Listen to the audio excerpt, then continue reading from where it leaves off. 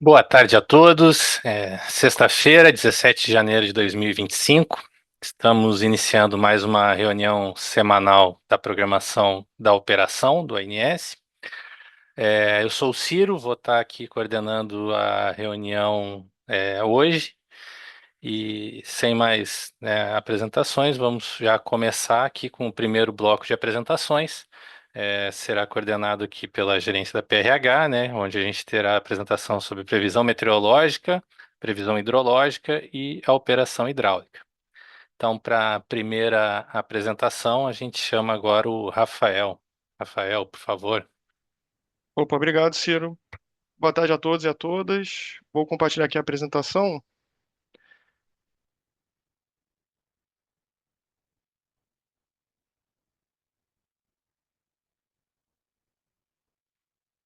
Acho que já carregou. Tá, vou começar então Perfeito, com. Rafael. Perfeito. Tá na Valeu, Ciro. tela. Obrigado, hein?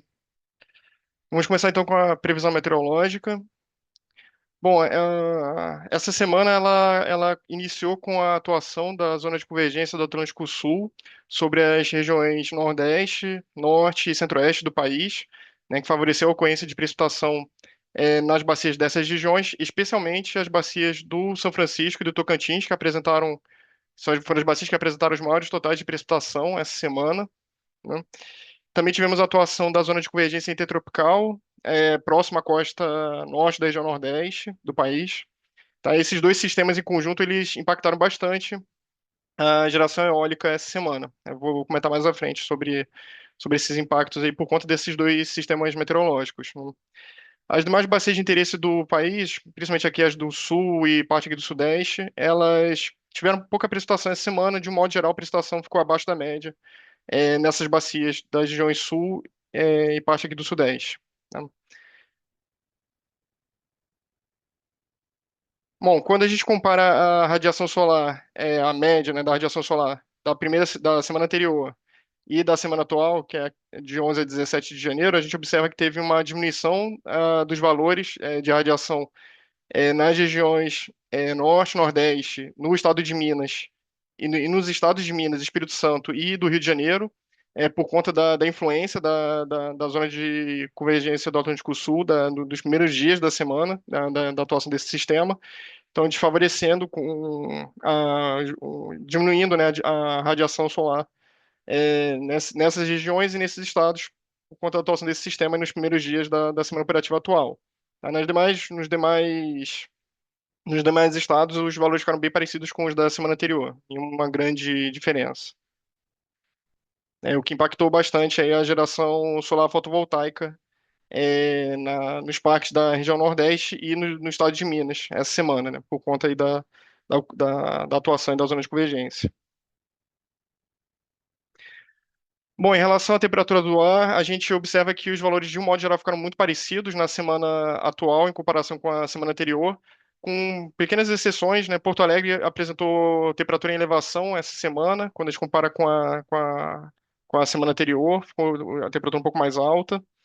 E no interior dos estados da região Nordeste e Norte do país, por conta da atuação da zona de convergência do Atlântico Sul, a temperatura ficou um pouquinho menor, um pouco mais baixa em comparação com a semana passada. Bom, em relação à velocidade do vento, tivemos também uma diminuição, assim como a geração solar fotovoltaica, por conta da atuação da zona de convergência do Atlântico Sul e da zona de convergência intertropical. Esses dois sistemas, eles desintensificaram os ventos na região Nordeste, com isso apresentando valores inferiores quando a gente compara aqui com a figura da esquerda, que é a da semana passada.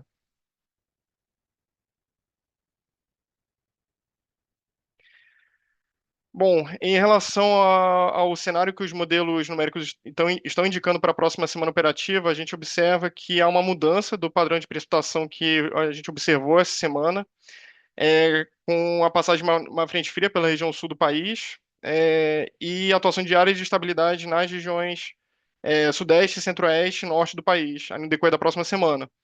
Com isso, teremos uma diminuição da precipitação na região nordeste, e também nas bacias dos rios Tocantins e do Paranaíba, tá? Quando a gente compara com a semana atual. Então, tem uma diminuição da precipitação nessas regiões, com predomínio de chuva abaixo da média, né, nessas bacias.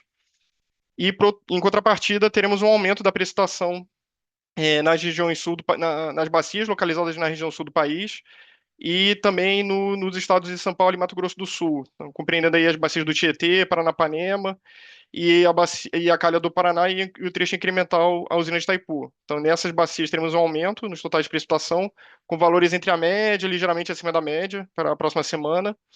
E ainda teremos uma permanência da precipitação nas bacias, em parte aqui das bacias do norte do país, né, especialmente o Madeira, o Tapajós e o Baixo Xingu, que permanecem com precipitação entre a média e ligeiramente acima da média na próxima semana. Bom, considerando esse cenário que os modelos numéricos estão indicando para a próxima semana, o que se espera em termos de temperatura máxima, né, a média de temperatura máxima para a próxima semana, é que se espera uma elevação da temperatura nas capitais da região sudeste do país e em Curitiba. Nas demais capitais permanece estabilidade em comparação com a semana atual, então os valores permanecem similares, valores médios de temperatura máxima. Em relação à geração solar fotovoltaica, por conta da diminuição da nebulosidade e de precipitação na região Nordeste e no estado de Minas Gerais, é esperado um aumento na geração solar fotovoltaica centralizada dos parques nesses estados, né, tanto na região Nordeste como em Minas. E, em contrapartida, os parques localizados no interior do estado de São Paulo, que se espera uma diminuição nos valores de radiação, né, e com isso impactando na geração solar fotovoltaica desse estado, por conta do aumento de nebulosidade e ocorrência de chuva no decorrer da próxima semana sobre o estado de São Paulo. Tá? E, por fim, em relação à geração eólica, o que se espera é uma elevação, uma intensificação dos ventos na região nordeste do país e, com isso, favorecendo um aumento nos valores médios de geração eólica na próxima semana, na região nordeste do país. Tá? Então, com isso, concluo a apresentação e devolvo a palavra para você, Ciro. Muito obrigado pela apresentação, Rafael. Vamos seguindo então para a nossa segunda apresentação do dia, previsão hidrológica. Agora eu convido a Ana. Ana, por favor. Boa tarde a todos. Vou apresentar aqui a previsão hidrológica para as próximas semanas operativas. Eu vou compartilhar minha tela. Ciro, peço só para ver um ok, se você puder me dar. Já estão vendo a minha tela? Já está na tela. Tá perfeito. Obrigada.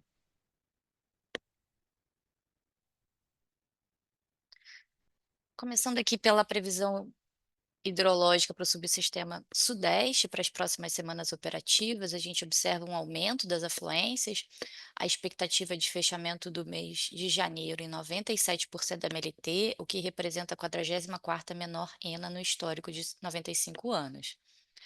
Observamos esse comportamento de aumento das afluências nas bacias do Paranapanema e do Paraná, enquanto nas bacias do Grande e do Paranaíba observamos uma recessão. Na bacia do Grande, a expectativa de fechamento do mês de janeiro em 72% da MLT, o que representa a 28ª menor ENA no histórico. Na bacia do Paranaíba, a expectativa é de fechamento do mês de janeiro em 119% da MLT, o que representa a 26ª maior ENA no histórico. Na bacia do Paranapanema, a expectativa é de fechamento do mês de janeiro em 81% da MLT, representando a 44ª menor renda no histórico de 95 anos. E para finalizar no Sudeste, a bacia do Paraná, a expectativa de fechamento do mês de janeiro em 93% da MLT, o que representa também a 44ª menor ENA no histórico. A previsão hidrológica para o subsistema Sul para as próximas semanas operativas é de uma leve ascensão das vazões, praticamente uma manutenção das vazões, né? A expectativa é de fechamento do mês de janeiro em 76% da MLT, o que representa a 42ª menor ENA no histórico. Observamos esse comportamento de manutenção de vazões até o final do mês para as bacias do Jacuí, do Uruguai. Já para a bacia do Iguaçu, a gente observa uma leve subida assim mais significativa, né, em relação às outras duas bacias. Na bacia do Iguaçu, a expectativa de fechamento do mês de janeiro em 91% da MLT, o que representa a 42ª maior ENA no histórico. Na Bacia do Uruguai, a expectativa de fechamento do mês de janeiro em 55% da MLT, o que representa a 25ª menor ENA no histórico. E na Bacia do Jacuí, a expectativa de fechamento do mês de janeiro em 58% da MLT, o que representa a 28ª menor ENA no histórico. A previsão para o subsistema Nordeste para as próximas semanas operativas é de um leve aumento das afluências, praticamente uma manutenção das vazões, quando a gente observa como a gente está hoje, né? A expectativa de fechamento do mês de janeiro em 105% da MLT, o que representa a 43ª maior ENA no histórico. A previsão hidrológica para o subsistema Norte para as próximas semanas operativas também é de aumento das afluências. A expectativa de fechamento do mês de janeiro em 111% da MLT, representando a 32ª maior ENA no histórico. A previsão para o Tocantins para as próximas semanas operativas é de aumento das afluências, seguida de uma recessão. A expectativa de fechamento do mês de janeiro em 107% da MLT, representando a 28ª maior ENA no histórico. A previsão hidrológica semanal para as principais bacias do SIM aponta volumes de ENA acima de 160% da MLT para as bacias do Parnaíba, Paraguaçu, Jequitinhonha e na bacia do Manso. A previsão entre 120% e 160% da MLT ocorre para as bacias de Curuaúna, Xingu, Tocantins e São Francisco. A previsão de ENA com valores entre 80% e 120% da MLT ocorre para as bacias do Madeira, Tapajós, Araguari, Mucuri, Paranaíba, Tietê, Paranapanema e Paraná. As demais bacias apresentaram previsão abaixo de 80% da MLT. Na evolução da ENA mensal, podemos observar aqui que o subsistema Sul apresentou uma queda de ENA em relação ao último mês, enquanto os subsistemas Sudeste, Norte e Nordeste observamos um comportamento de aumento da ENA em relação aos últimos mês. A evolução da previsão mensal, aqui nesse segundo gráfico, a gente observa que o fechamento do mês de janeiro, essa revisão 3, em comparação ao previsto para na revisão anterior, né, na revisão 2, apontou um leve aumento das ENAs para o Sul e Nordeste e uma queda para o Norte e Sudeste. Encerro minha apresentação por aqui, eu fico disponível para perguntas e devolvo a palavra a você, Ciro. Obrigado, Ana. Obrigado pela apresentação. Seguimos agora, então, para a nossa terceira e última apresentação desse primeiro bloco, a operação hidráulica. Convido agora o Paulo Vitor. Paulo Vitor, por favor. Muito obrigado, Ciro. Boa tarde a todos que nos acompanham. Então, para fazer essa breve apresentação sobre a operação hidráulica, como de costume, temos aqui nossa agenda de reuniões das salas de crise e acompanhamento coordenadas pela ANA com participação do ONS. Muitas dessas salas, as últimas edições aconteceram ainda ao final do ano de 2024, porém vamos ver aqui hoje que os destaques do que aconteceu na sala do São Francisco, aconteceu no último dia 14, sendo a próxima sala marcada para o início do mês de fevereiro, no dia 4. Nesse momento também vem acontecendo também a sala extraordinária da crise da região norte. As demais salas devem acontecer ainda ao longo desse mês aqui de janeiro, muitas delas na próxima semana, e fica o calendário aqui para consulta posterior. Quanto aos destaques ali da primeira sala da Bacia do Rio São Francisco, temos aqui então a breve simulação hidráulica apresentada por o âmbito dessa sala, onde aqui apresentamos então um cenário, né, de afluências e defluências para Três Marias e Sobradinho, contemplando, né, desde o início dessa sala aqui no dia 13 de janeiro até o final do mês de fevereiro. E quando falamos aqui primeiramente do cenário de afluências, aqui considerado um cenário inferior, um cenário superior de afluências, onde para esse período, né, essa janela aqui demonstrada, o primeiro, o cenário inferior, corresponderia ao 19º menor, com 58% da média para esse período, e o cenário superior seria o 34º maior, com cerca de 109% da média. Em termos de defluências, para esse fim, essa metade, né, do mês de janeiro, no cenário inferior, considerado uma defluência na ordem dos 400 metros cúbicos por segundo, no cenário superior, da ordem dos 650. E para o mês de fevereiro, no cenário inferior, uma redução para um patamar de 200, enquanto no cenário superior, uma elevação para o patamar de 850, onde essas defluências também necessárias para uma gestão do volume de espera do reservatório aqui em questão. E com isso, nesse cenário aqui, nesses dois cenários, podemos ver que partindo de cerca de 55,7%, com essas vazões um pouco mais elevadas nesse momento, no cenário inferior teria uma recuperação para ao final de janeiro, né, início de fevereiro, na ordem de 73,2%, seguindo de 79,3% ao final do mês de fevereiro, ao passo que o cenário superior vislumbra algo em torno de 74,9% ao final do mês de janeiro e de cerca de 84,9% ao final do mês de fevereiro, onde, concretizando, né, resultados próximos aqui nessas simulações, ambos os dois cenários apresentariam reservatórios Três Marias operando na faixa normal nesses meses aqui em questão. E enquanto aqui para a simulação envolvendo ali Sobradinho, né, Itaparica, Xingó, podemos ver que em termos de vazões, o primeiro cenário inferior corresponderia a cerca de 110% da média, sendo o 31º maior, enquanto o superior seria de cerca de 127%, que seria o 20º maior. E com esses casos também, fazendo essa gestão do volume no reservatório, ambos os cenários, né, inferior e superior, para o mês de janeiro apresentam a mesma política, um Sobradinho operando com cerca de 1.100, Xingó operando com a média próxima aos 900, ao passo que aqui no mês de fevereiro também temos essa diferença muito em virtude das afluências ao reservatório, onde Sobradinho praticando um volume da ordem de uma defluência de 2.000 metros cúbicos por segundo no cenário inferior, Xingó com 1.750, e no cenário superior, para a gestão desse volume, cerca de 3.100 para Sobradinho e 2.900 para Xingó. E com isso, podemos ver em termos de armazenamento uma franca recuperação do reservatório de Sobradinho, indo de 48,5% para cerca de 70,2% ou 70,7%, a depender do cenário, ao final do mês de janeiro, e com volumes também bem próximos ali, em cerca de 81,4% no cenário inferior, 82,1% no superior, e também para esse fim de simulação, o reservatório Sobradinho, Xingó, eles operariam na faixa normal nos meses aqui de fevereiro e também de março.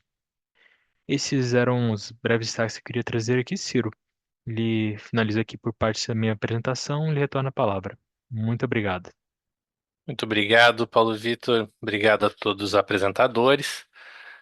Com essa apresentação, a gente encerra aqui o nosso primeiro bloco da reunião semanal. Lembramos a todos, né, que o chat está disponível, caso tenham qualquer dúvida ou pergunta aqui sobre as apresentações. A gente vai agora para um breve intervalo de 5 minutos e após retornamos aí com o segundo bloco de apresentações. Boa tarde, pessoal. Estamos retornando agora aqui para nosso segundo bloco da reunião semanal da programação da operação. Nesse bloco, vamos ter as apresentações a respeito da carga e sobre as intervenções elétricas relevantes. Então, para começar a nossa primeira apresentação aqui, que vai ser a previsão de carga para a programação diária e o acompanhamento diário semanal, convido a Sofia. Sofia, por favor. Obrigada, Ciro. Compartilhar minha tela. Todos estão vendo? Falta colocar em apresentação, Sofia. Pronto, agora está Vai? perfeito. Perfeito. Então, eu vou apresentar a previsão de carga para a programação diária da operação. Iniciando aqui pelo subsistema norte, nós tivemos uma boa semana de operação, de previsão, sem contingências, e nós tivemos, em alguns momentos aqui, a carga verificada vindo um pouco abaixo da previsão, devido ao alto volume de chuvas que nós tivemos nessa região. Nessa semana, nós tivemos um MAP de 2,17% para o subsistema norte, sendo que desses desvios, 77% foram inferiores a 3%. Para o subsistema nordeste, nós tivemos uma semana de previsão que veio um pouco abaixo o verificado da carga prevista. Isso ocorreu por causa de precipitações nas capitais. Para esse subsistema, nós não tivemos contingências, mas nós tivemos um MAP de 5,13%, sendo que desses 27% foram inferiores a 3%. Para o subsistema sul, nós tivemos uma ótima semana de previsão, com apenas uma contingência que foi feita para ajustar o nível da previsão do modelo, porque a carga, embora não tivesse tido aumento de temperatura, ela estava vindo um pouco mais elevada. Para esse subsistema, nós tivemos um MAP de 2,46%, com 63% dos desvios vindo inferiores a 3%. Para o subsistema seco, nós tivemos uma excelente semana de previsão. Não foram necessárias contingências e nós tivemos um MAP de 1,67%, sendo que desses desvios, 81% foram inferiores a 3%. O SIM, ele reflete os subsistemas e por isso nós tivemos aqui a contingência que ocorreu no sul, mas para o subsistema, para o SIM como um todo, nós tivemos uma excelente semana de previsão, com 1,32% dos desvios em média, sendo que desses 88% foram inferiores a 3%. Eu passo a palavra de volta para o Ciro e fica aberta a perguntas. Obrigado, Sofia. Obrigado pela apresentação. Seguimos agora, então, para a nossa segunda apresentação do segundo bloco, que é a previsão de carga para o PMO, né, essa revisão semanal. Convido agora o Carlos para realizar essa apresentação. Por favor, Carlos. Boa tarde, Ciro. Boa tarde a todos. Vou compartilhar aqui a tela, só um minutinho.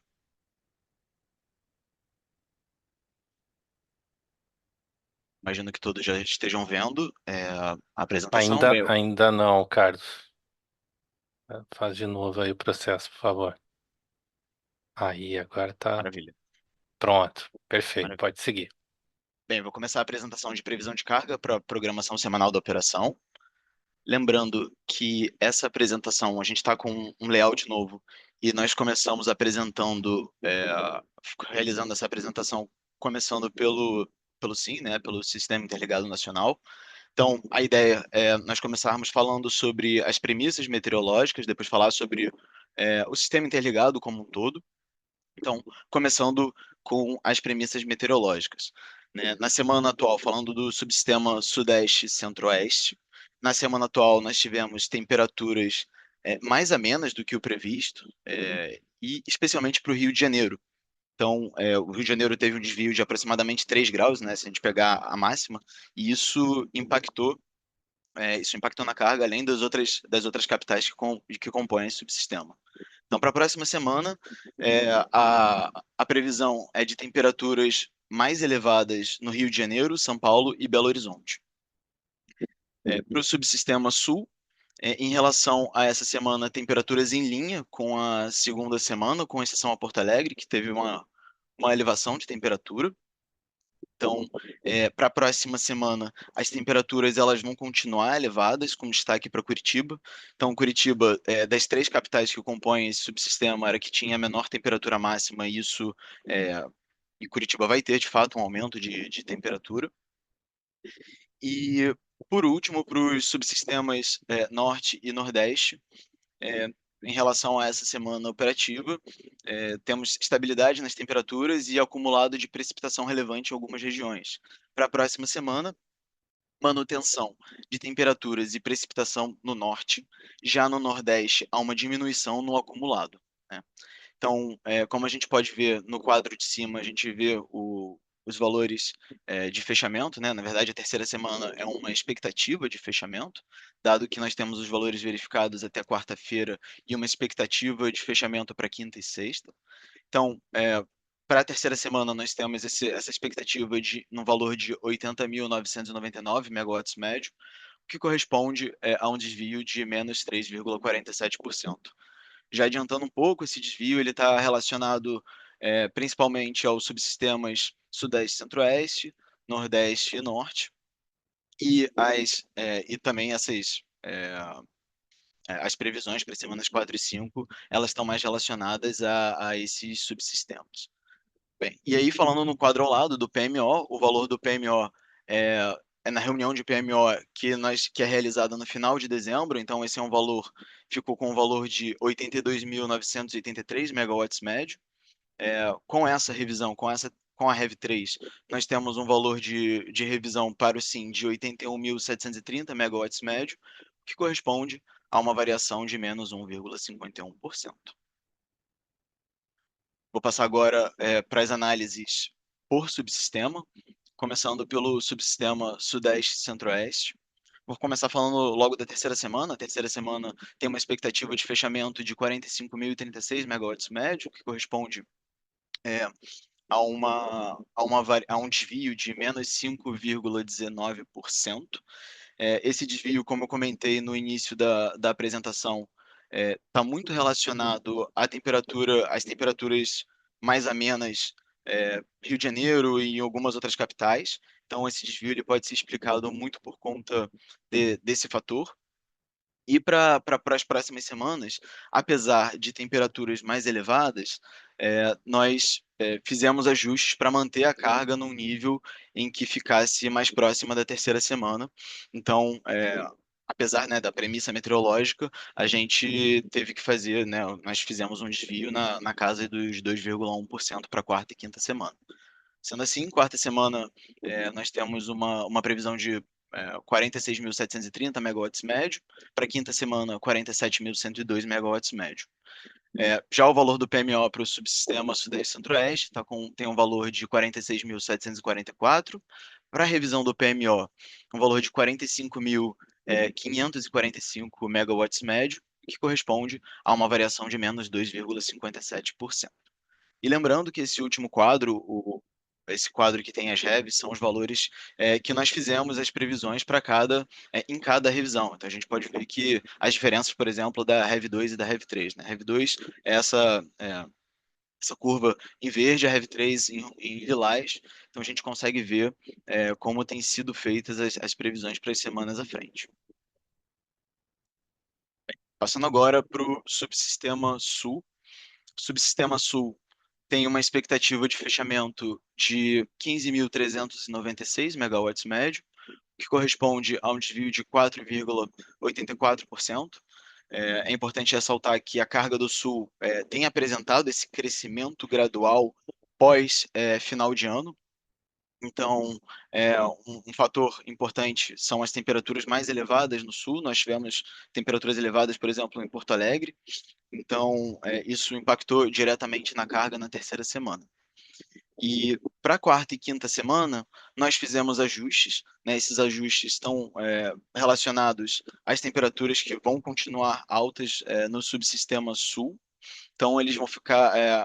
A ideia é deixar a carga da quarta e quinta semana em linha com a terceira semana, tendo um valor de 15.290 megawatts médio para a quarta semana e 15.368 megawatts médio para a última semana. O valor de PMO valor do PMO ficou em 14.516 megawatts médio, a revisão do PMO em 14.876 megawatts médio, que corresponde a uma variação de 2,48%. Passando agora para o subsistema Nordeste. O subsistema Nordeste, nessa terceira semana, tem uma expectativa de fechamento de 13.008 megawatts médio, corresponde a um desvio de menos 7,42%. Esse desvio está relacionado a alguns fatores. Né? A gente pode ver que, fazendo um comparativo de primeira e terceira semana, o valor dessa expectativa de fechamento está um valor inferior até a primeira semana. Existe um outro fator, que é um fator que a segunda semana teve uma elevação de carga e nessa terceira semana uma diminuição. E, por último, também, como eu falei no início, em relação às premissas meteorológicas, teve um acumulado de precipitação bastante relevante dentro das principais capitais que compõem o subsistema Nordeste. Então, para a quarta semana, apesar de ter indicativo e sinalização de menos acumulados de precipitação, nós realizamos ajustes para que a carga ficasse pareada no nível da terceira semana. Então, fizemos ajustes na casa dos 3%, tendo um valor para a quarta semana de 13.671 megawatts médio, para a quinta semana 14.082. Em relação ao valor do PMO, valor de 13.721, a revisão com esses valores revistos ficou em 13.688 megawatts médio, o que corresponde a uma variação de menos 0,24%. Por fim, o subsistema Norte. O subsistema Norte ele tem um valor de expectativa de fechamento de 7.559, que corresponde a um desvio de menos 2,83%.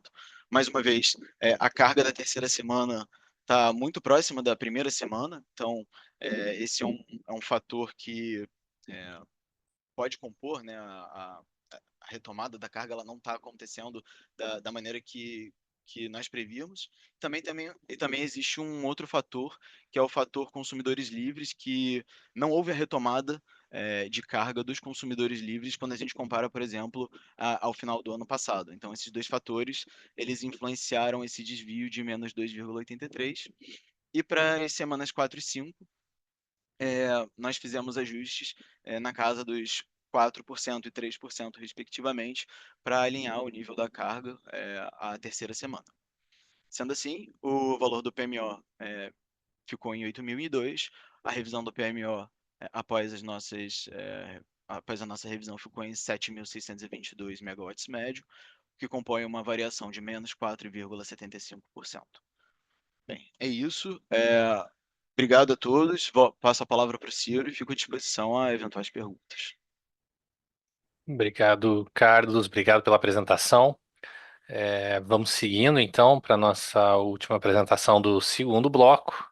Convido agora a Laura para fazer a apresentação sobre limites elétricos e principais intervenções elétricas. Laura, por favor, a palavra está contigo. Obrigada, Ciro. Boa tarde a todos. Compartilhar aqui a apresentação. Já está na Bom, tela. Obrigado. tá joia. Iniciando aí pela interligação Norte-Nordeste, a gente tem o desligamento do banco série da subestação de Imperatriz, das 7 horas do dia 11 de janeiro às 17 horas do dia 28 de fevereiro, para substituição do banco de capacitores da subestação de Imperatriz. E para que o sistema suporte as contingências na interligação Norte-Sudeste, é recomendável adotar as seguintes restrições: redução de 100 megawatts nos limites de FNS e do somatório de FNS mais NESE para perdas do bipolo de Xingu, e reduzir em 100 megawatts os limites do somatório de FNS mais FNESE em função do fluxo Norte-Xingu. Ainda na área norte-nordeste, a gente tem o desligamento do outro banco da subestação de Imperatriz, das 7 horas do dia 9 de janeiro às 23h59 do dia 28 de fevereiro, para a substituição do banco de capacitor da linha de Imperatriz Colina Circuito 2. E para que o sistema suporte as contingências simples e duplas entre as subestações de Imperatriz, Açailândia, Tucuruí e Marabá, é recomendado adotar as seguintes restrições: uma redução de 150 megawatts nos limites de FNS e do somatório de FNS mais NESE para a perda dos bipolos de Xingu, e a redução de 150 megawatts no limite do somatório de FNS mais NESE em função do fluxo Norte-Xingu. Já na área Goiás-Brasília, nós temos o desligamento do disjuntor 922 da subestação de Serra da Mesa, 500 kV, e do disjuntor 9328 da subestação de Samambaia, 500 kV, às 8h30 do dia 13 de janeiro, às 6 horas do dia 20 de janeiro. O motivo é a substituição da proteção da linha de 500 kV Serra da Mesa Samambaia Circuito 3, e para que o sistema suporte contingência com falha de disjuntor nos setores de 500 kV da subestação de Serra da Mesa e de Samambaia, é recomendado programar e manter o fluxo Nordeste-Sudeste menor que 6.800 megawatts e o recebimento Sudeste-Centro-Oeste menor que 10.400 megawatts. Ainda na área Goiás-Brasília, nós temos o desligamento da linha de 500 kV Serra da Mesa Samambaia Circuito 3, mais os disjuntores de ambos os terminais da linha, às 5 horas da manhã do dia 18 de janeiro, às 6 horas da manhã do dia 20. O motivo é a substituição da cadeia de proteção da linha de 500 kV Serra da Mesa Samambaia Circuito 3, e é recomendado programar e manter o fluxo Nordeste-Sudeste menor que 6.800 megawatts, o recebimento Sudeste-Centro-Oeste menor que 10.000 megawatts, e reduzir 200 megawatts no limite de FNS e no somatório de FNS mais NESE para a perda do bipolo Xingu, e reduzir em 200 megawatts os limites do somatório de FNS mais NESE em função do fluxo Norte-Xingu. Já na interligação Sudeste-Nordeste, nós temos o desligamento da linha de 500 kV Igapora 3, Janaúba 3, às 7 horas do dia 17 de janeiro, às 23h59 do dia 24 de fevereiro. O motivo é a integração da subestação de Serra das Almas, que é fruto do seccionamento da linha de 500 kV Igaporã 3, Janaúba 3, na subestação de Serra das Almas 2. E durante a intervenção é necessário adotar as restrições de fluxo do Nordeste-Sudeste menor que 6.800 megawatts, o recebimento do Sudeste-Centro-Oeste menor que 10.400 megawatts. Além disso, reduzir em 300 megawatts os limites de FNESE e do somatório de FNS mais NESE para a perda do bipolo Xingu e reduzir em 300 megawatts os limites de FNESE e somatório FNS mais NESE em função do fluxo norte-Xingu. Já na interligação sul-sudeste, nós temos o desligamento dos bancos de capacitor série das linhas de 765, Foz do Iguaçu, Ivaporã Circuito 3, Ivaporã Itaberá Circuito 3 e Itaberá Tijuco Preto Circuito 3. Essa intervenção começou às 6h30 do dia 28 de junho do ano passado e vai até às 15h30 do dia 23 de janeiro. O motivo é a substituição dos capacitores sérios nas subestações de Ivaporã e Itaberá. E para manter a integridade do sistema, no caso de perdas duplas de 765, é necessário limitar, se o número de unidades geradoras em Itaipu 60 Hz for menor que 5, reduzir o limite do recebimento Sudeste em 1.200 megawatts. Já se o número de unidades geradoras em Itaipu 60 Hz for maior que 5, reduzir o limite do recebimento Sudeste em 600 megawatts. Ainda na interligação sul-sudeste, nós temos o desligamento da linha de 765 kV Foz do Iguaçu e Ivaporã Circuito 3, das 6 horas do dia 15 de janeiro às 16h30 do dia 21 de janeiro, para permitir o retorno à operação dos capacitores sérios na subestação de Ivaporã. E para manter a integridade do SIM diante de perdas adicionais nas linhas de 765 kV, é recomendado limitar a geração de Itaipu em um valor menor que 4.900 megawatts, reduzir em 3.000 megawatts os limites do recebimento Sudeste e reduzir 1.500 megawatts nos limites do recebimento Sul. Ainda na interligação sul-sudeste, nós temos o desligamento da linha de 765 kV, Itaberá e Ivaporã Circuito 3 e da Itaberá Tijuco Preto Circuito 3, das 6 horas do dia 22 de janeiro às 16h30 do dia 28 de janeiro, para permitir o retorno à operação dos capacitores sérios nas subestações de Ivaiporã e Itaberá. E para manter a integridade do SIM diante de perdas adicionais das linhas de 765, é recomendado limitar, reduzir em 2.500 megawatts os limites do recebimento Sudeste e reduzir em 500 megawatts os limites do recebimento Sul. É isso, eu passo a palavra para você, Ciro, e permaneço à disposição para quaisquer dúvidas. Obrigado, Laura. Então, com essa apresentação, a gente está encerrando o segundo bloco. Informo a todos os participantes, né, que já temos algumas perguntas no chat, a gente está preparando as respostas e aí no decorrer das apresentações a gente traz aqui para vocês. Então, vamos agora para um novo intervalo de 5 minutos e aí no retorno a gente vai para o último bloco de apresentações. Muito obrigado. Boa tarde a todos. Estamos retornando agora para o nosso terceiro bloco das apresentações da reunião semanal da programação da operação. Vamos iniciar esse bloco agora com algumas perguntas que chegaram no nosso chat. A primeira aqui que a gente vai estar respondendo é da Natália Biondo. Então, Natália, você até acabou encaminhando 2 vezes a pergunta, né? Então, a gente vai ler só uma delas e aí já vamos responder. Então, prezados, boa tarde. Os valores de vazão natural e incremental de Sobradinho, divulgados no último ACOMP-H, estão corretos? Eles apresentam uma diferença grande em relação aos valores divulgados previamente para essa usina. Então, ela já agradece. Então, para responder a Natália, eu convido aqui a Ana. Ana, por favor. Boa tarde, Natália. Obrigado pelo apontamento. A gente está verificando aqui internamente e, caso necessário, a gente vai republicar os relatórios. Perfeito. Obrigada. Então, obrigado, Ana. Obrigado, Natália, pela pergunta.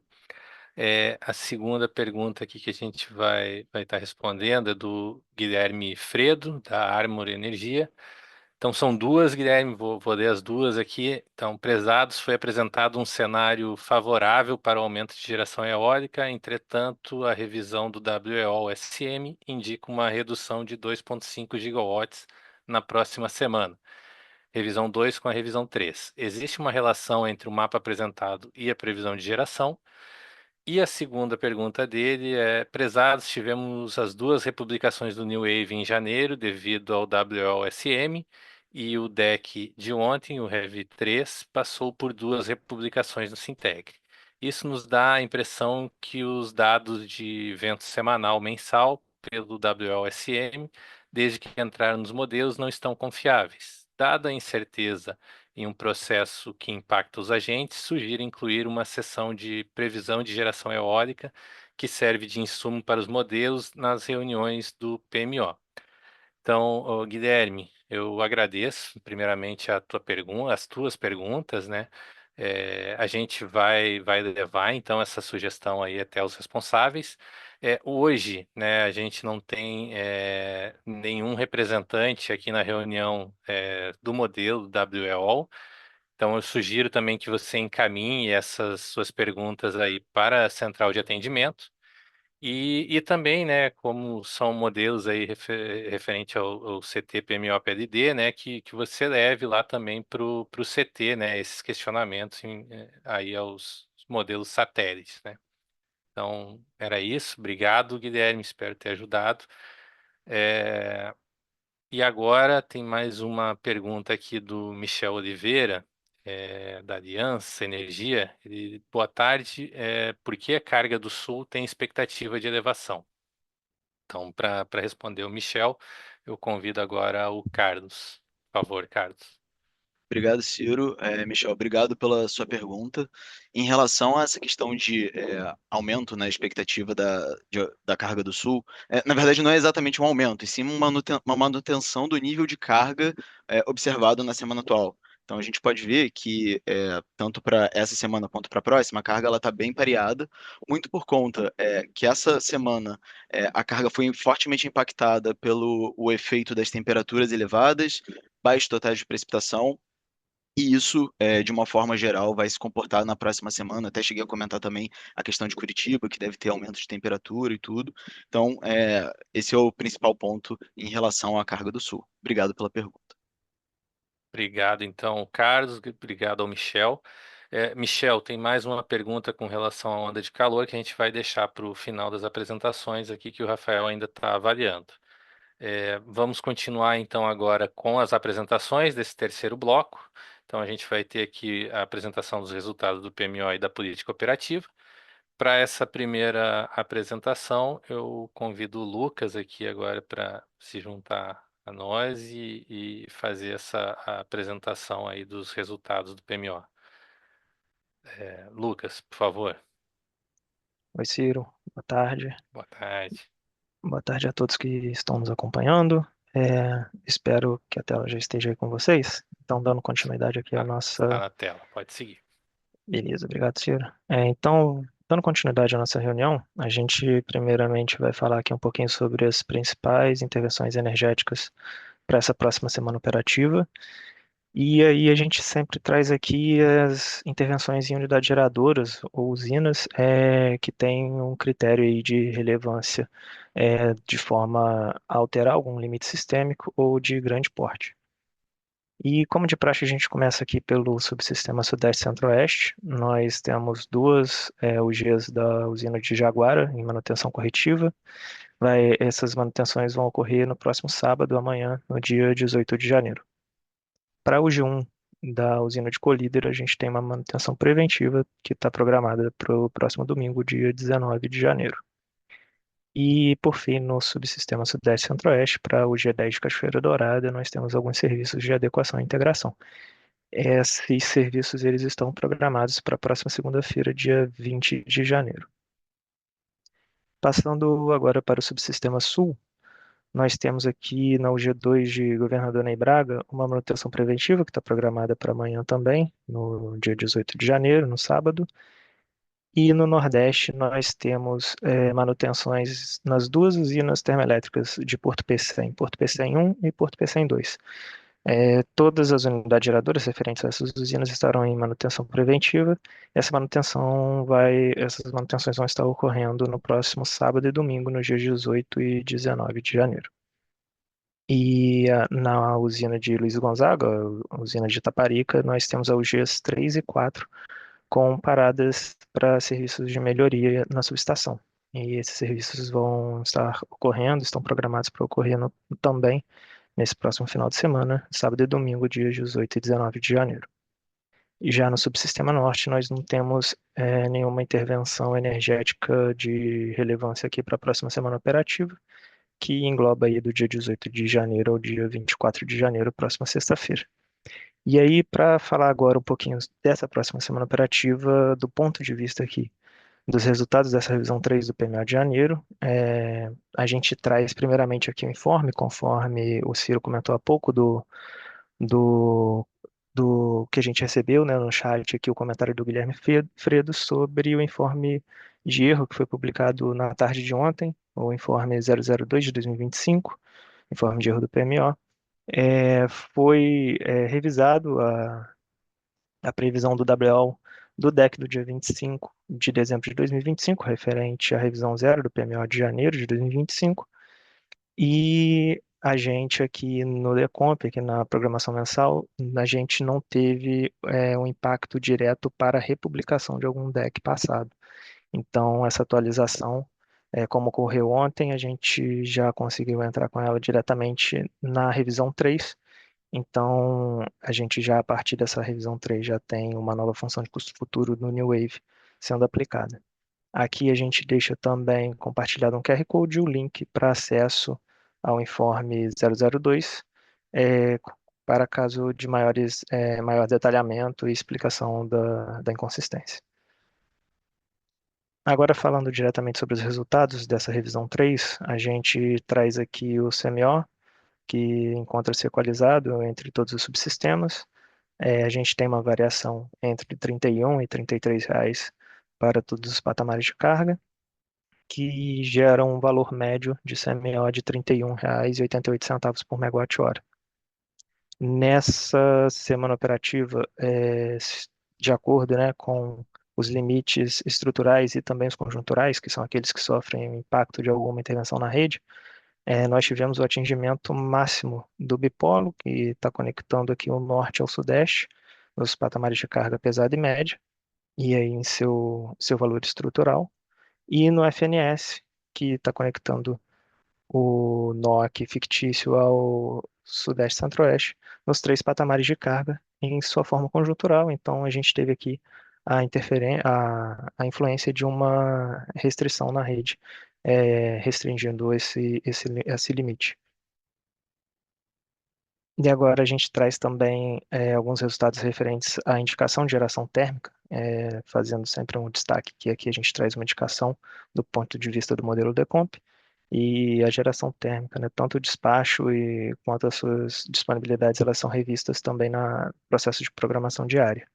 Então, aqui, para essa semana operativa, a gente vislumbra um valor próximo de 5.000 megawatts médios de geração térmica no sistema. A maior parte dessa geração é declaração de inflexibilidade dos agentes, mas também tivemos uma participação de 64 megas de geração por restrição elétrica, de acordo com o atendimento da área Manaus. Então, né, a gente teve aí como resultado dessa revisão 3, uma possível indicação de geração das usinas de Mauá 3 e Aparecida, na área Manaus ali. E em relação às usinas da GNL, nós seguimos sem o comando antecipado de despacho dessas usinas. Nessa revisão 3, a gente verificou, né, avaliou o despacho antecipado da semana operativa do dia 22 ao dia 28 de março. E como o benefício GNL de cada usina que tem essa característica encontra-se abaixo de seus respectivos CVUs, nós não temos a caracterização desse despacho antecipado. Aqui nós trazemos os resultados separados por subsistema de energia armazenada. Nós temos os valores de partida de cada subsistema aqui, de acordo com a declaração dos agentes de previsão de cada usina, né, de partida do próxima meia-noite, né, de sexta para sábado, E temos aqui uma previsão de final do primeiro mês, o final do mês de janeiro, e um final também do segundo mês, que nesse caso é o mês de fevereiro, e aí de acordo com os cenários considerados para esse segundo mês. No subsistema Sudeste Centro-Oeste, nós partimos então de 57,8% e indicando, assim como nas revisões anteriores também, uma certa recuperação desse subsistema, chegando ao final de janeiro nesta revisão em 63,6%. E de acordo com os cenários do segundo mês, né, desde o mais pessimista ao mais otimista, nós encontramos um valor esperado de 75,3%. O subsistema sul, ele já tem uma variação mais acentuada, partindo de 73%, chegando ao fim de janeiro em 69%, e aí no segundo mês nós temos uma variação maior, indo de um cenário mais pessimista em 43,9% e um mais otimista em 93,6%.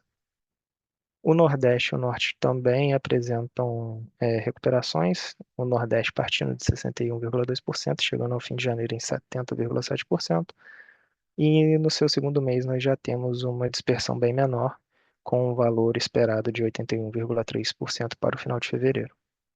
E o Norte já uma recuperação um pouquinho mais elevada, partindo de 61,1% e chegando a 78,3% ao fim de janeiro.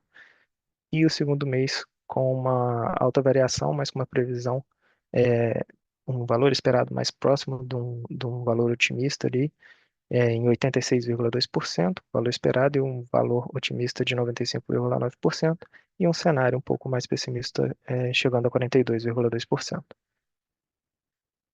Ciro, com isso eu encerro aqui a apresentação da programação mensal. Passo a palavra a você e fico à disposição para qualquer pergunta. Obrigado. Obrigado, Lucas. Obrigado pela apresentação. Eu vou agora, então, compartilhar a tela aqui também. Eu vou realizar a apresentação sobre a política operativa.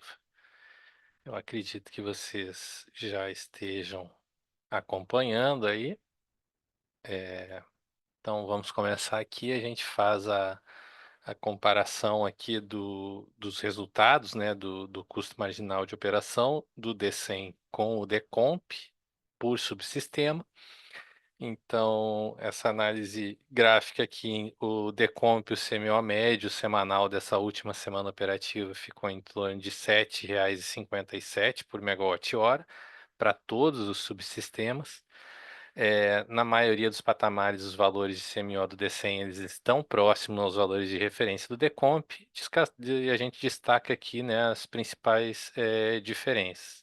Então, a gente teve aqui no resultado do DCEM CMOs nulos na carga leve dos dias 11 e 12, devido à carga reduzida do final de semana.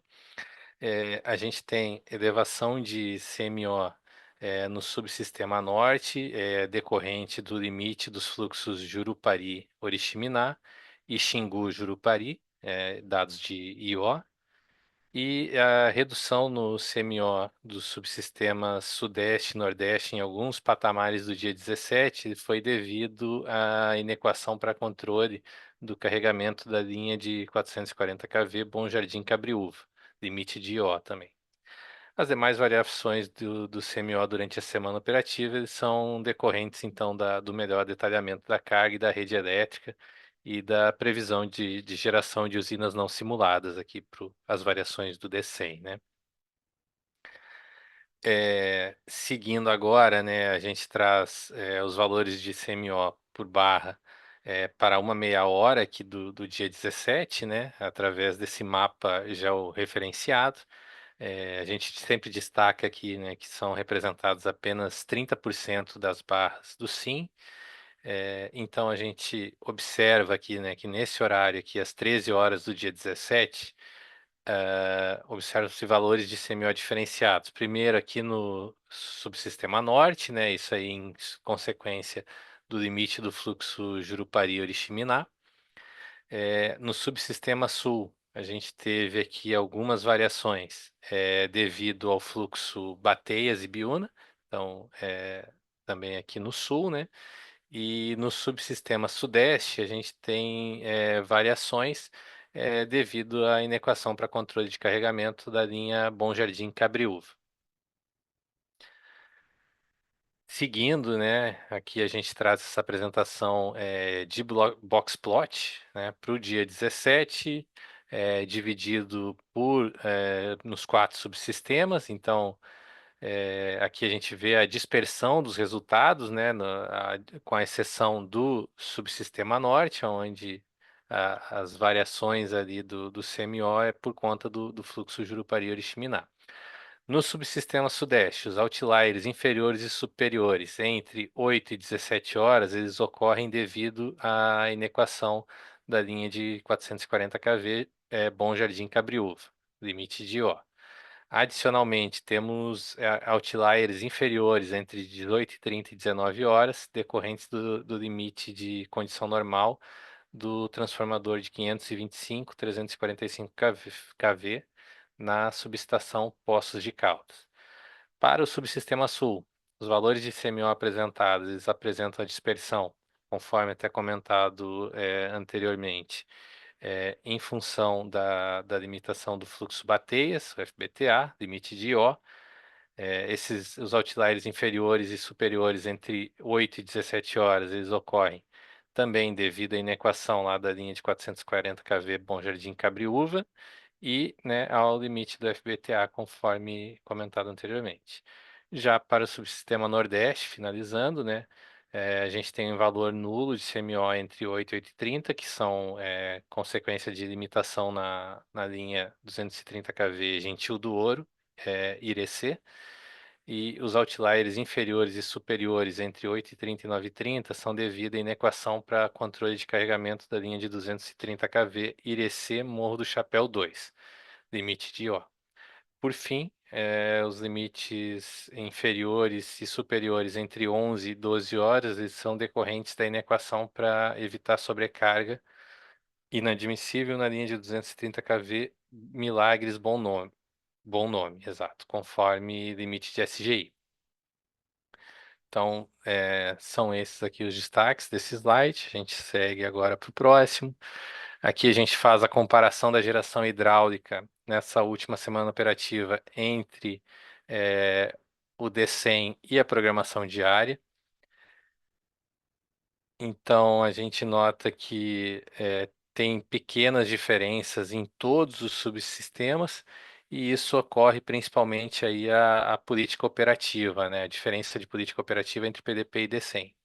Principalmente agora, né, nesse período, tentando aproveitar o máximo dos recursos do Norte e Nordeste, né, trazendo toda essa importação e aí controlando esses limites pontuais aí de elétricos, né?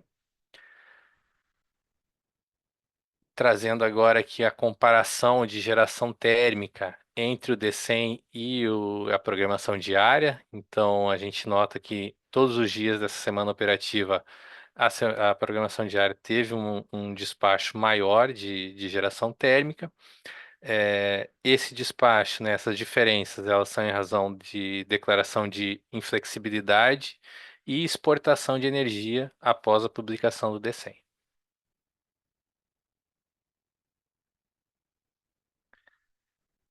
Nessa semana operativa, a gente não teve necessidade de uso de resposta à demanda, né, nesse período, e também não houve importação de energia dos países vizinhos.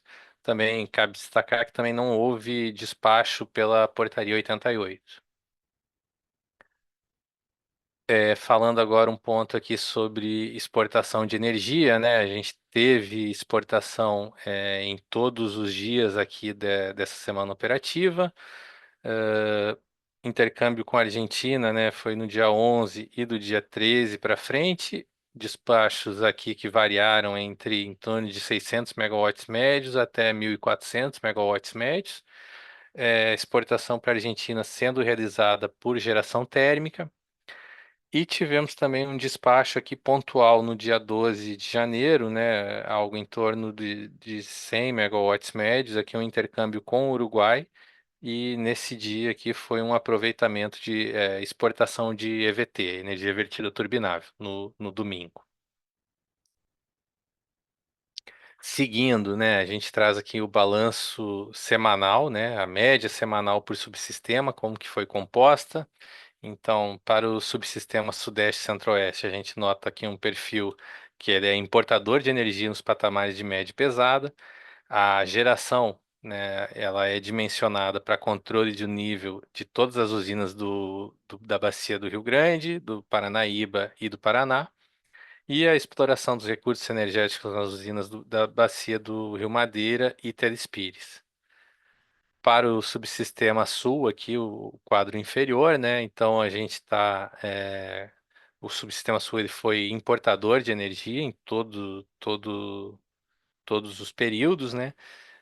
Uma exploração mais acentuada da geração hidráulica na bacia do Iguaçu, em função das próprias condições hidráulicas, e modulando, né, conforme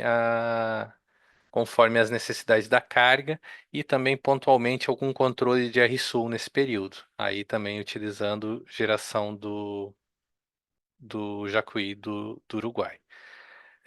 Agora a gente passa aqui para o Nordeste e Norte. Então, para o sistema Nordeste, aqui no quadro superior, uma operação minimizada, visando o repressionamento dos reservatórios e maior alocação das gerações dos demais subsistemas. Então, é para otimização dos recursos do SIM. Nos dias 16 e 17 foi necessário elevar a defluência média da UHS Ingó para 1.300 metros cúbicos por segundo, em atendimento ao FSAR-H 7.371. No quadro inferior, então, para o subsistema norte, a gente tem aqui que o subsistema ele é exportador em todos os patamares, né? A utilização da geração da usina de Belo Monte para atendimento à ponta de carga, conforme a disponibilidade energética, exploração das usinas da bacia do Rio Tocantins e a operação minimizada da UHE Balbina. Tá? Então, esses são os destaques aqui. Nós apresentamos agora, né, o balanço de como foi distribuídas as gerações nessa última semana. Então a gente traz aqui o destaque, né, 93% do despacho ele foi realizado por fontes renováveis, 93% da carga foi atendida por fontes renováveis. Dentre todas as fontes, 26% dessa geração são de usinas não despachadas, né, não despachadas centralizadamente, como eólicas, fotovoltaicas, PCHs, PCTs e MMGD. O montante de geração total ele foi aproximadamente 445 megawatts, superior ao despacho da semana anterior, megawatts médios, né, então teve um despacho maior. As maiores diferenças observadas entre as fontes de geração são as seguintes, né? A redução de geração eólica em aproximadamente 2,2 gigawatts médios em relação à semana anterior, e elevação da geração hidráulica em aproximadamente 2,9 gigawatts. Então, compensando, né, essa redução das eólicas e também a elevação da carga.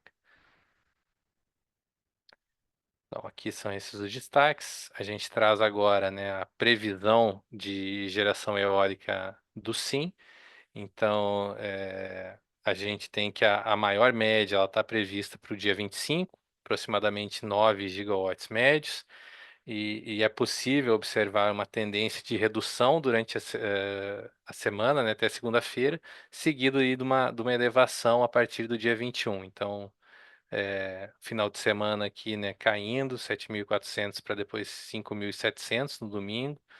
De certa forma até é bom isso, né, com uma carga reduzida, e depois uma tendência de elevação durante os dias úteis.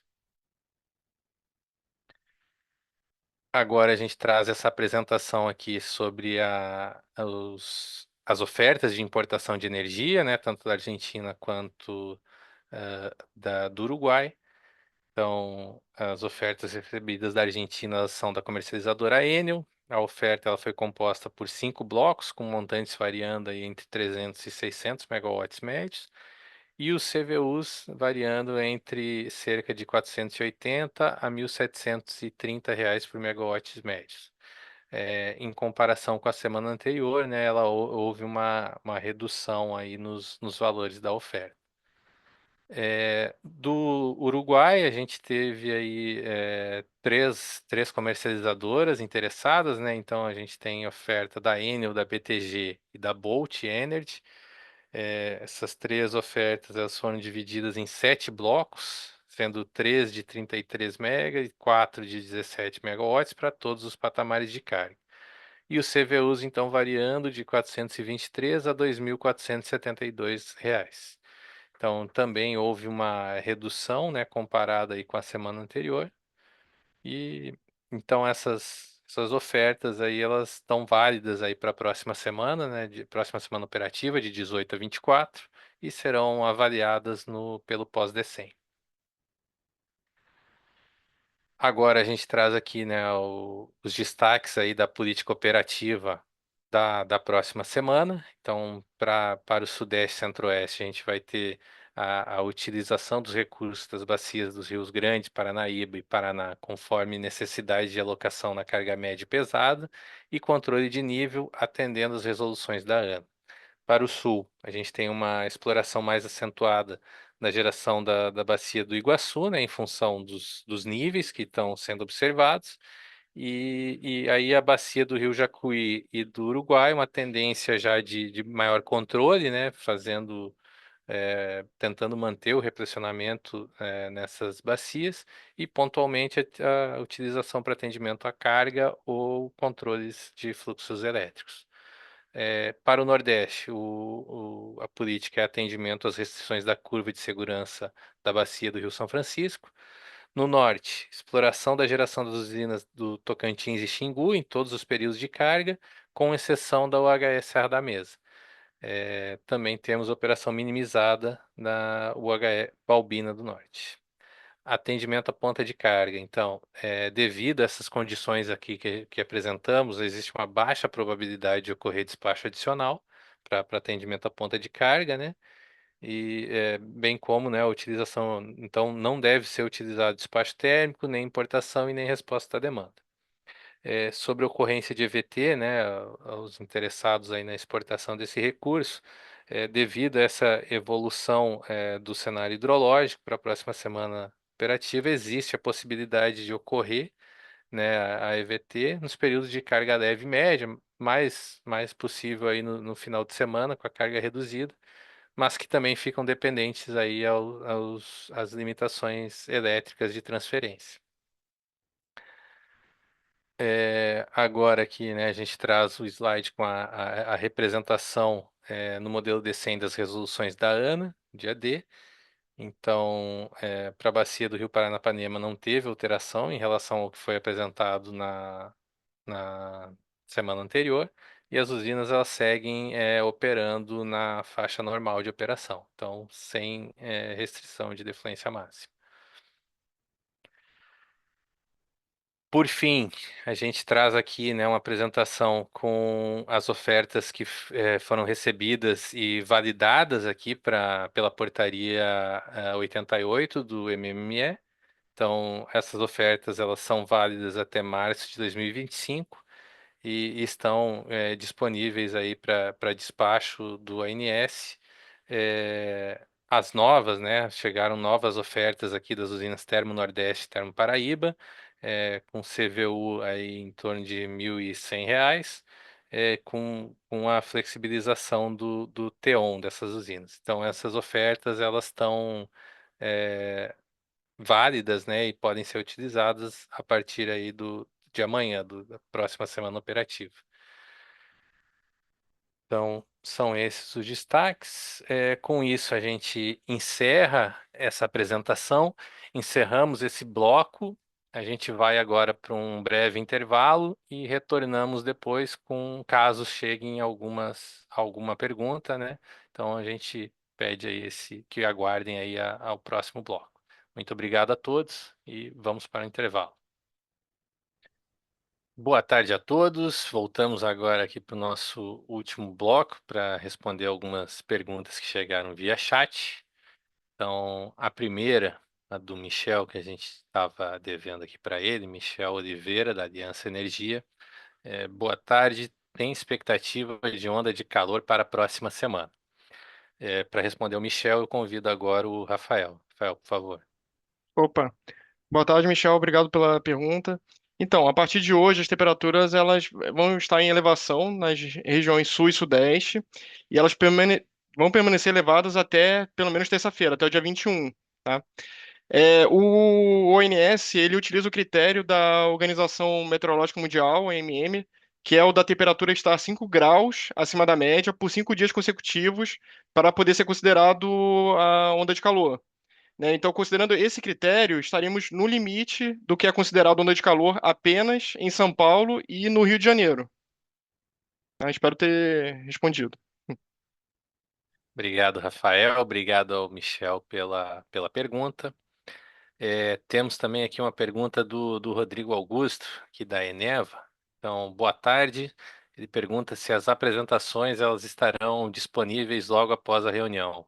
Ele agradece. Rodrigo, assim que terminarmos aqui a reunião, a equipe ela já vai estar preparando essa apresentação e vai subir já para o Sintegre, tá? E eu lembro também, né, que a gravação dessa reunião também fica disponível aí no YouTube, no canal do ANS, tá? Então, obrigado ao Rodrigo pela pergunta. E temos uma última aqui também do Michel, onde ele nos pergunta se teve alguma atualização referente ao estudo prospectivo com a visão de 6 meses à frente, apresentado na última reunião do PMO. Avaliação prospectiva conjuntural das condições de atendimento eletroenergética do Sistema Interligado Nacional. Sim. Para responder ao Michel, eu convido o Lucas. Por favor, Lucas. Ciro, boa tarde, Michel. Obrigado pela pergunta. Então, Michel, a gente não tem, tá, nenhuma atualização referente a essa apresentação feita na última reunião do PMO. E até para adiantar, né, e também deixar aí o convite, em relação a essa apresentação, a gente segue o cronograma do CMSE. E a previsão da próxima atualização seria, né, estaria sendo apresentada aqui na reunião semanal do dia 7 de fevereiro. Mas lembrando que a gente pode ter qualquer alteração aí no cronograma, tá? Mas em relação ao último, o que a gente tem de mais atualizado é o que foi apresentado na última reunião. Tá certo. Obrigado, Lucas. Obrigado ao Michel pelas perguntas, né? Então, assim a gente encerra aqui todas as perguntas que chegaram. Eu agradeço a todos os apresentadores e a todos aí os espectadores. Desejo aí um excelente final de semana a todos e nos encontramos aí nas próximas reuniões semanais. Então, até mais, pessoal. Obrigado a todos. Uma boa tarde.